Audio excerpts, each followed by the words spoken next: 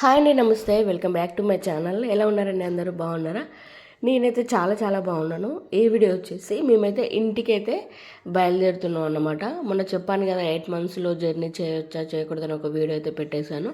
కానీ అంటే 9 మంత్స్కి ఇంకొక 10 డేస్ అన్నప్పుడైతే నేనైతే ఇంటికైతే వెళ్తున్నాను. ఎందుకంటే ఇంకా చేసుకోవడానికి అయితే ఓపిక అనేది లేదనమాట. ఇద్దరు పిల్లలతో ఇప్పటికే కొంచెం ఓపిక ఉన్నా లేకున్నా మళ్ళీ స్కూల్ పోతుంది. ఇంకొకటి మా హస్బెండ్ అనేది ఒక్కడే ఉంటాడు కదా, మళ్ళీ ఇంటికి వెళ్తే అనే ఉద్దేశంతో అయితే ఇన్ని రోజుల వరకు అయితే ఉన్నాను. ఇక్కడ వచ్చేసి బ్యాగ్ అయితే ప్యాక్ చేస్తున్నాను అనమాట. అంత నిన్నైతే సామాన్ అయితే సరడం అయితే అయిపోయిన తర్వాత చూడండి, మేమైతే మా ఇంటి దగ్గర నుంచి అయితే కార్ అయితే బుక్ చేసుకొని డైరెక్ట్ సికింద్రాబాద్కి అయితే వెళ్ళామన్నమాట. అంటే ఫస్ట్ టైం ట్రైన్ జర్నీ. మేము ఎప్పుడైనా సరే మాకు ట్రైన్ అంటే అంతగా నచ్చదు అనమాట. ఎందుకో ట్రైన్లో నాకు అదో రకమైన స్మెల్ అనేది వస్తుంది. అంటే కొన్ని ట్రైన్స్ బాగానే ఉంటాయి, కానీ నాకైతే చాలా 90% వరకు ట్రైన్స్ అనేది నచ్చవు.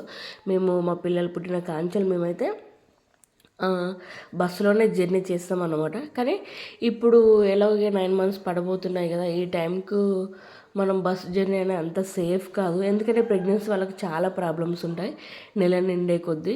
కొంచెం మనకు ట్రైన్ అయితే అన్ని విధాలుగా కంఫర్ట్ ఉంటుందని మేమైతే ట్రైన్ అయితే బుక్ చేసుకున్నాం అనమాట. వచ్చిన తర్వాత ట్రైన్ అయితే ఎక్కేసాం. ప్రశాంతంగానే అయితే ఉంది ప్రజెంట్ అయితే. ఇక మధ్యలో అయితే చాలామంది పిల్లలు ఏది చూస్తే అది అడుగుతారు, కానీ మా వాళ్ళు అయితే అలా కాదు. కానీ నాకే ఉడకబెట్టిన శనక్కాయ ఉంటే తినాలనిపించింది. అయితే 2 ప్యాకెట్లు అయితే తీసుకొని అయితే తినేసాం అన్నమాట. తిన్న తర్వాత ఒక వాటర్ బాటిల్ అయితే తీసుకున్న తర్వాత మా పిల్లలకి ఏంటంటే ట్రైన్స్ ఎప్పుడు ఎక్కలేదు. వాళ్ళు చిన్నప్పుడు ఒకసారేమో ఎక్కినట్టు ఉన్నాం, కూడా అదైనా తిరుపతి వెళ్ళేటప్పుడు ఎక్కాము. అసలు అది వాళ్ళకి తెలియదు. ఈసారి అయితే వాళ్ళు కొంచెం రైమ్స్ గిట్లా అవన్నీ చూస్తారు కదా, వాళ్ళకి తెలుస్తుంది కదా ట్రైన్ అని. కాబట్టి చాలా ఎగ్జైట్గా ఫీల్ అయ్యారన్నమాట. ట్రైన్ అయితే ఎక్కిన తర్వాత జర్నీ అయితే చాలా సాఫీగా అనిపించింది నాకు. ఎక్కడ ఇబ్బంది అయితే అనిపించలేదు. కొంచెం పిల్లలు ఎంతసేపు ఒక 4 అవర్స్ కదా కూర్చోాలంటే కొంచెం ఇబ్బంది పడ్డారు. కాబట్టి కొద్దిసేపు అలా కిటికీ దగ్గర నిల్చోబెట్టి వాళ్ళైతే కొద్దిసేపు అయితే ఆడుకున్నారు అనమాట. మేము ట్రైన్ అయితే శాతవాహన 4:30కి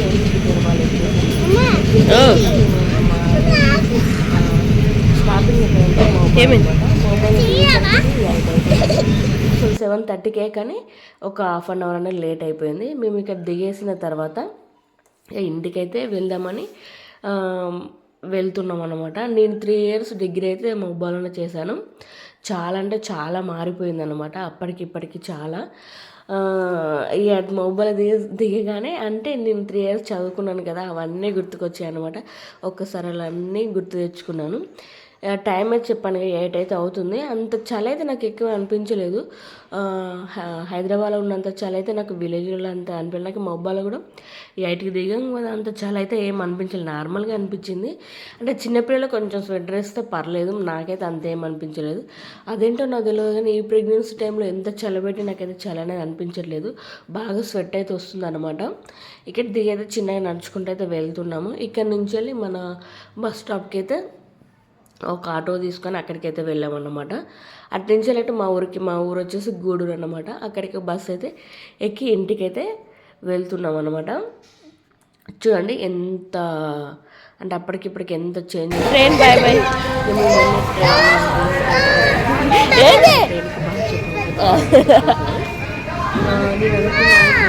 పోతుంది బాయ్ చెప్పే. ట్రైన్ పోతుంది బాయ్ చెప్పు. వాళ్ళ కళ్ళు ఉన్నప్పుడు అనిపించలే పోయినట్టు. అంటే మనకి మన ఎమర్జెన్సీ పర్పస్. ఇంకా చెప్పాలంటే ఈ బస్సులో కన్నా ఛార్జ్ అనేది చాలా తక్కువ. అలా చూసుకుంటే నాకు అనిపించింది, అరే బాగానే ఉంది కదని. అంటే మనకి ఏదైనా తెలియని వరకు ఎలా ఉంటుందో అనిపిస్తుంది కదా, తెలిసిన తర్వాత అయితే పర్లేదు బాగానే ఉంది అనిపిస్తుంది. చూడండి, మేమైతే ఈ మొబైల్లో బస్ ఎక్కి గూడూరుకి వచ్చేసరికి అయితే 9:15 ఏమో అయింది. ఇక్కడైతే మా తమ్ముడు అయితే తీసుకొచ్చాడనమాట. ఇంటికైతే వచ్చేసాము. ఇంటికి వచ్చిన తర్వాత ఇక పిల్లలైతే అప్పటికే 2 టైమ్స్ అయితే పడుకున్నారు కదా, ఇక వాళ్ళైతే ఇక పడుకోలేదన్నమాట. ఇక పొద్దున్నే బ్రష్ అనేది చేసుకొని కొంచెం ఎండగా ఉంటే ఎండకైతే కూర్చొని కొద్దిగా టీ అయితే తాగుతున్నాను. చెప్పాను ఎక్కువ అలవాట్లేదు, కానీ అప్పుడప్పుడైతే ఎందుకో క్రేవింగ్ లాగా అనిపిస్తుంది టీ అనేది. అందుకనే కొద్దిగా టీ అయితే తాగుతున్నాను అనమాట. ఎండ కూర్చుంటే అసలు చూడండి, మేము ఉండే దగ్గర అయితే ఎండ అనేది సరిగా రాదు. అంటే వస్తుంది కానీ అది 11:30 12కి అయితే వస్తుంది. ఆ టైంకి మనం ఎండకు నిలబడ్డాం అనుకో మళ్ళీ స్నానం చేయాల్సి వస్తుంది, అంత చెమట పడుతుంది అనమాట. కాబట్టి పొద్దున్న టీ తాకుండా ఎండకైతే కూర్చున్నాను. ఆ బేబీ మూమెంట్స్ అయితే చాలా చక్కగా ఏర్పడ్డాయి అన్నమాట. అంటే డైలీ ఉంటాయి కానీ మనం ఎండ కూర్చుంటే ఒక ప్రెగ్నెన్సీ టైంలో ఒక హాఫ్ అన్ అవర్ అయినా ఎండకు ఉండాలని అంటారు. ఎందుకంటే మన కడుపులో ఉన్న బేబీకి బోన్స్ అనేవి స్ట్రాంగ్ అవుతాయి అని అంటారు కదా. అలానైతే నేను ఒక హాఫ్ అన్ అవర్ అయితే కూర్చున్నాను అనమాట. కానీ బేబీ మూమెంట్స్ బాగా తెలుస్తుంటే చిన్న క్లిప్ అయితే తీశాను. అంటే తర్వాత గుర్తు తెచ్చుకోవచ్చు కదా. అంటే నా యూట్యూబ్ స్టార్ట్ చేసినప్పుడు మా క్రిష్క అప్పుడు స్టార్ట్ చేయలేదు, మా జున్నప్పుడు స్టార్ట్ చేయలేదు అనమాట. ఈసారి ప్రతి ఒక్కటి మూమెంట్ను వీడియో తీసుకోవాలని అయితే ప్రతి చిన్నదాన్ని కూడా వీడియో తీస్తున్నాను. కానీ కొంచెం అంటే వీడియో అప్లోడ్ చేయడానికైనా తీయడానికైనా కొద్దిగా ఇబ్బంది అవుతుందని కాబట్టి ఎక్కువ తీయలేకపోతున్నాను. అంటే అక్కడ మన పని మనమే చేసుకోవాలి కదా. ఇంటికి వచ్చే మనకు అదే కూర్చొని ముళ్ళు ఉంటారు. ఎప్పుడైనా వీడియోస్ అనేది రెగ్యులర్గా పెట్టుకోవచ్చు అని. ఇది వచ్చేసి మా అత్తమ్మ వాళ్ళ ఇంటికాడ అంటే మా ఇంటికాడ అన్నట్టు. అదేంటి అమ్మ వాళ్ళ ఇంటికాడ అత్త వాళ్ళ ఇంటికాడ అంటావు కదా. మా ఊరు వచ్చేసి ఒకటే దగ్గర ఉంటుంది, అమ్మ వాళ్ళది అత్త వాళ్ళది. అమ్మ వాళ్ళ ఇంటికి అత్త వాళ్ళ ఇంటికి ఒక మధ్యలో ఒక 2 ఇళ్ళు అన్నట్టు ఒక 10 అడుగులు వేస్తే వస్తుంది. ఇక మా హస్బెండ్ ఉన్నాడు కాబట్టి నిన్నైతే నైట్ వెళ్ళేసరికి లేట్ అయింది కాబట్టి డైరెక్ట్ అక్కడికే వెళ్ళి బ్యాగ్ పెట్టేసి అక్కడ పడుకొని తెల్లారి మార్నింగ్ అయితే ఇక్కడికి వచ్చేసాము. మనం ప్రెగ్నెన్సీ టైంలో ఎన్ని డ్రెస్సులు వేసుకున్నా కంఫర్ట్గా అనిపిస్తుందో లేదో కానీ నైట్ అయితే చాలా కంఫర్ట్గా ఉంటుంది. ఇక నెక్స్ట్ డే మార్నింగ్ అయితే ఇక స్నానం అయితే చేసేసి నైట్ అయితే వేసేసుకున్నాను అనమాట. వేసుకున్న తర్వాత ఇక పైకి అయితే వచ్చేసాము. కొంచెం డస్ట్ ఉంది. సరేలే కొద్దిగా మనం ఏం పని చేయకుండా కొద్దిగా ఇల్లైనా ఊకుదాం అన్నట్టు ఇల్లు అయితే ఊకేస్తున్నాను అనమాట. ఇక పిల్లలైతే కిందకైతే వెళ్ళిపోయారు కింద ఆడుకోవడానికి. అలాగే ఎండ కూడా వస్తుంది, కొద్దిగా ఎండ కూడా నిలబడొచ్చు అని అయితే నిలబడుతున్నాను అనమాట. ఇక విలేజ్లో ఎలా ఉంటుంది వాతావరణం అనేది చాలా బాగుంటుంది కదా. నాకైతే అలానే అనిపిస్తుంది. ఎందుకంటే కొంచెం మళ్ళీ 6 months తర్వాత వచ్చాము కదా, కొంచెం కొత్తగా అనిపిస్తుంది నాకైతే. అక్కడ ఉండి ఇక్కడ రావాలంటే మళ్ళీ కొద్దిగా అంటే డిఫరెంట్గా అనిపిస్తుంది. మళ్ళీ ఒక 2 days అయితే సెట్ అయిపోతుంది.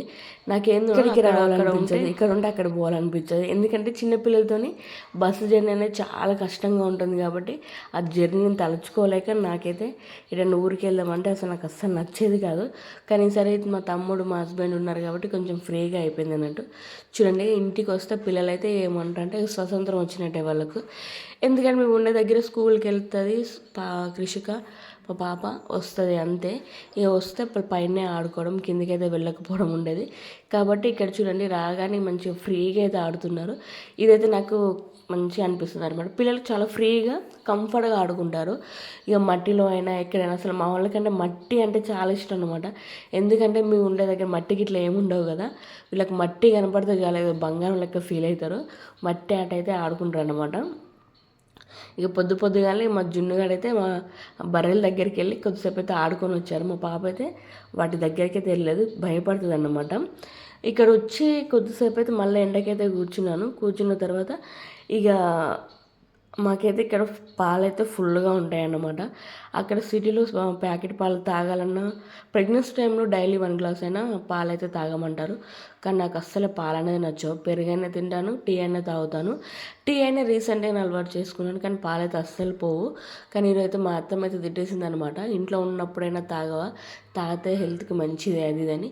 అయినా ఒక 1 glass పాలు తాగితే కాలుష్యం కూడా బాగుంటుంది ఆ పాలలో అని 1 glass వరకు పాలైతే పోసింది. ఫస్ట్ టైం అనమాట నా ఫస్ట్ ప్రెగ్నెన్సీలో. సెకండ్ ప్రెగ్నెన్సీలో చిన్న గ్లాస్ పాలు కూడా తాగలేదు. ఎందుకు నాకు పాలంటే ఏదో వామిటింగ్ వచ్చినట్టు అవుతుంది. కానీ ఈసారి అయితే పాలని బాగా మరగబెట్టి కొంచెం అంటే మనం ఫస్ట్ టైం తాగుతున్నాం కదా, ఎలాంటి స్మెల్ అనేది లేకుండా ఉండాలంటే కొంచెం బర్రె పాలు అనేది లైట్గా స్మెల్ అనేది వస్తుంది అంటారు. కాబట్టి వాటిని బాగా చిక్కటి పాలు మరగబెట్టి కొంచెం చక్కెర వేసి అయితే ఇచ్చిందనమాట. చాలా స్వీట్గా అనిపించాయి. ఇచ్చినాక మనం తాగపోయాం అనుకో మన క్లాస్ పడుతుంది కాబట్టి ఇక చిన్నగా తాగడం అయితే స్టార్ట్ చేశాను. ఫస్ట్ 2 సిప్పులు అయితే కొంచెం అంటే ఏదో కష్టంగా పోయింది. తర్వాత పర్లేదులే, కొంచెం బాగానే ఉంది. అంటే మనకు నచ్చని ఎన్నెన్నో తింటాం కదా, ఇంత హెల్దీ అయిన ఫుడ్ ఎవరికైనా నచ్చదు. చాలామంది హెల్దీ ఫుడ్ అవాయిడ్ చేసి అన్హెల్దీ ఫుడ్ అయితే తింటారు. అందులో అయితే ఫస్ట్ రకం అనమాట. ఇప్పుడైనా ఇంకా ఇప్పుడు 9 మంత్స్ కదా, ఇప్పుడైనా కొంచెం హెల్దీ అంటే పాలన్నా జస్ట్ ఒక మంచి హ్యాబిట్ నేర్చుకుందాం అన్నట్టు పాలైతే తాగేస్తున్నాను అనమాట. తర్వాత ఈరోజు వచ్చైతే బీరకాయ కర్రీ అయితే వండమని చెప్పింది మార్నింగే. అంటే నైట్ జర్నీ చేసాం కదా, ఇక ఇప్పుడు టిఫిన్స్ అవన్నీ ఎందుకు డైరెక్ట్ అన్నమే తినేస్తామని చెప్తే బీరకాయ అయితే తీసుకున్న తర్వాత ఇక నేను ఏమనుకున్నానంటే ఈ నా వంటలన్నీ నాకు తిని బోర్ కొట్టేసింది, వీళ్ళతోనే వంట చేపిద్దాం అనుకున్నాను. కానీ అత్తమ్మ కొంచెం పని ఉండడం వల్ల కర్రీ నన్నే చేయమనింది. ఇక నేనే చేస్తున్నాను అనమాట. అసలు బీరకాయ చూడండి ఎంత పెద్దగా కోసిందో. నేను నిజంగా ఏ కూరగాయలైనా ఇంత పెద్దగా అయితే కొయ్యను, చిన్నగా కోస్తాను. ఇక మా అత్తమ్మ కోసింది ఇక వాటిని మనం డబల్ చిన్న కొయ్యలు మళ్ళీ ఇంత పెద్దగా కోస్తున్నాం ఏంది అని కూడా అనలేము కదా. కాబట్టి వండేస్తున్నాను. అంటే కూరగాయలు ఎలా కోసినా కడుపులోకే పోతాయి కదా, కానీ నాకెందుకు ఇంత పెద్దగా కోస్తే నచ్చదు అనమాట. కానీ ఇక తను కోసింది కదా, ఇక వండేద్దాం అన్నట్టు వండేస్తున్నాను. నిజంగా అసలు ఎంత కార్తీక మాసమైనా అసలు ఫుల్ రేట్లు ఉన్నాయి కూరగాయ. 1/2 kg బీరకాయ 50 రూపీస్ ఇక్కడ. అసలు అమ్మో, ఈ కూరగాయలు కొనాలంటే పెద్ద టాస్క్ లెక్క అనిపిస్తుంది. ఇక పొద్దుగానే ఈ బీరకాయలు మా సైడ్ అమ్మొస్తే తీసుకుందనమాట.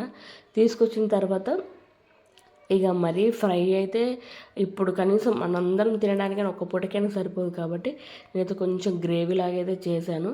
అలా అయితే ఇప్పుడు మనం ఇప్పటి వరకు తిన్నా మళ్ళీ మధ్యాహ్నం కన్నా ఈవినింగ్ కన్నా ఏదన్నా వండుకోవచ్చు అనే ఉద్దేశంతో చూడండి, నేను సింపుల్గానే కర్రీ చేస్తాను. అసలు నేను బీరకాయ కర్రీ అయితే నార్మల్గా చేయను, బీరకాయ పప్పు లాగా చేస్తాను.